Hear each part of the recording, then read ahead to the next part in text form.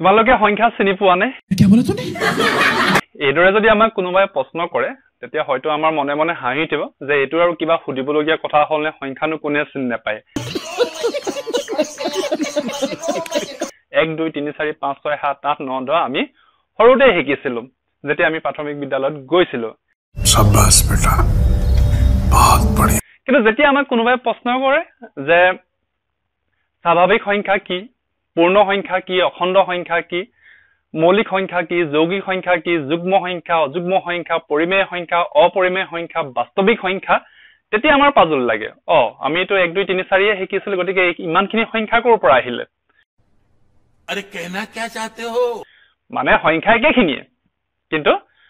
হিহঁতৰ ধৰ্ম হিহঁতৰ বৈশিষ্ট্য লৈ আমাৰ এই 1 2 3 4 বিলাকক আমি বেলেগ বেলেগ ভাগত ভগাইছো যাক কেতিয়াবা আমি স্বাভাৱিক সংখ্যা নেচাৰেল নাম্বাৰ কেতিয়াবা আমি পূৰ্ণ সংখ্যা হোল নাম্বাৰ কেতিয়াবা আমি ইন্টিজাৰ অখণ্ড সংখ্যা ঠিক হেদৰে প্ৰাইম নাম্বাৰ মৌলিক সংখ্যা কম্পোজিট নাম্বাৰ যৌগিক সংখ্যা অড নাম্বাৰ ইভেন নাম্বাৰ এই ধৰণে আমি ভাগে ভাগে ভগাইছো গতিকে সংখ্যাৰ বৈশিষ্ট্য অনুযায়ী আমি সংখ্যাবিলাকক বেলেগ বেলেগ ধৰণে আমি শ্ৰেণী বিভাজন কৰিছো গতিকে আজি এই ভিডিঅটোত আমি স্বাভাৱিক সংখ্যা আৰু পূৰ্ণ সংখ্যা স্বাভাৱিক সংখ্যা নেচাৰেল নাম্বাৰ আৰু পূৰ্ণ সংখ্যা দ্যাট মিন্স হোল নাম্বাৰ এই বিষয় এই দুটা সংখ্যাৰ বিষয় আমি আজি আলোচনা কৰোচোন বলা এতিয়া চোৱা আমাক যদি কোনোবাই কাউন্ট কৰিব দিয়ে বা কিবা এটা গণনা কৰিব দিয়ে আমি কৰ পৰা ষ্টাৰ্ট কৰো আমি সদায় 1 ৰ পৰা ষ্টাৰ্ট কৰো 1 2 3 4 5 6 7 8 এই ধৰণে আমাৰ গণনা আগবাঢ়ে এটো গণনা অসীমলৈকে যাব পাৰে তাৰ মানে আমি সাধাৰণতে যেতিয়া আমি গণনা কৰিম হিসাব কৰিম তেতিয়া আমি কৰ পৰা আৰম্ভ কৰো হিসাব সদায় 1 ৰ পৰা ষ্টাৰ্ট হয় গতিকে স্বাভাৱিক সংখ্যা বুলি ক'লে আমি কি বুলি কম যে সাধাৰণতে গণনাৰ বাবে ব্যৱহাৰ কৰা 1 2 3 4 5 6 7 8 আদি সংখ্যাৰ পৰা আৰম্ভ কৰি একেবাৰে অসীমলৈকে মানে আমি যিমান দূৰলৈকে আমি গণনা কৰিব পাৰো হিমান দূৰলৈকে থকা সকলোবিলাক ধনাত্মক সংখ্যা দ্যাট মিন্স পজিটিভ নাম্বাৰ সকলোবিলাক ধনাত্মক সংখ্যাকে আমি একেলগে স্বাভাৱিক সংখ্যা বুলি কৈছো অৰ্থাৎ সাধাৰণ অৰ্থত 1 ৰ পৰা আৰম্ভ কৰি একেবাৰে আমি যিমান দূৰলৈকে কাউন্ট কৰিব পাৰো দ্যাট মিন্স ইনফিনিটি অসীমলৈকে এই সকলোবিলাক ধনাত্মক সংখ্যাই হৈছে স্বাভাৱিক সংখ্যা আৰু এই স্বাভাৱিক সংখ্যাবিলাকক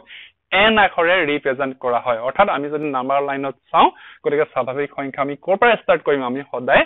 1 2 3 4 5 6 7 8 এই দৰে আমাৰ অসীমলৈকে এই সংখ্যাবিলাক আগবাঢ়ি বাঢ়ি গৈ থাকিব গতিকে এটো হল স্বাভাৱিক সংখ্যাৰ বা নেচাৰেল নাম্বাৰ কনসেপ্ট তাৰ পিছত এতিয়া আমি নেক্সট চাও পূৰ্ণ সংখ্যা কাক বোলে যাক ইংৰাজীত হোল নাম্বাৰ বুলি কোৱা হয় এতিয়া চোৱা আমি কৈছো যে গণনাৰ কাৰণে আমাক 1 2 3 4 5 6 7 8 9 10 সংখ্যাবিলাক দৰকাৰ হয় ঠিক আছে বাৰু কিন্তু কেতিয়াবা আমাক শূন্যটোৰ দৰকাৰ হয় গতিকে গণনাৰ কাৰণে আমাক কেতিয়াবা শূন্যটোৰ দৰকাৰ হয় বিভিন্ন কথা বুজাবলৈ আমাক শূন্যৰ দৰকাৰ হয় সেই কাৰণে পূৰ্ণ সংখ্যা কোনবিলাক যে শূন্য আৰু সকলোবোৰ স্বাভাৱিক সংখ্যা শূন্য আৰু সকলোবোৰ স্বাভাৱিক সংখ্যাকে একেলগে পূৰ্ণ সংখ্যা বুলি কোৱা হয় অৰ্থাৎ স্বাভাৱিক সংখ্যাৰ আগত শূন্যটো পাতি দিলে ই পূৰ্ণ সংখ্যা হৈ যাব আমি যদি নাম্বাৰ লাইনত চাও যে পূৰ্ণ সংখ্যাৰ নাম্বাৰ লাইনটো আমি হোল নাম্বাৰ লাইনটো কেনেকৈ ষ্টাৰ্ট কৰিম ইয়াৰ আৰম্ভণি কি থাকিব 0 থাকিব তাৰ পিছত 1 2 3 4 5 6 7 8 এই দৰে ই অসীমলৈকে গৈ থাকিব অৰ্থাৎ আমি কি কৈছো যে শূন্য আৰু সকলোবিলাক স্বাভাৱিক সংখ্যাকে একেলগে পূৰ্ণ সংখ্যা বুলি কোৱা হয় গতিকে আমি এই ভিডিঅটোত আজি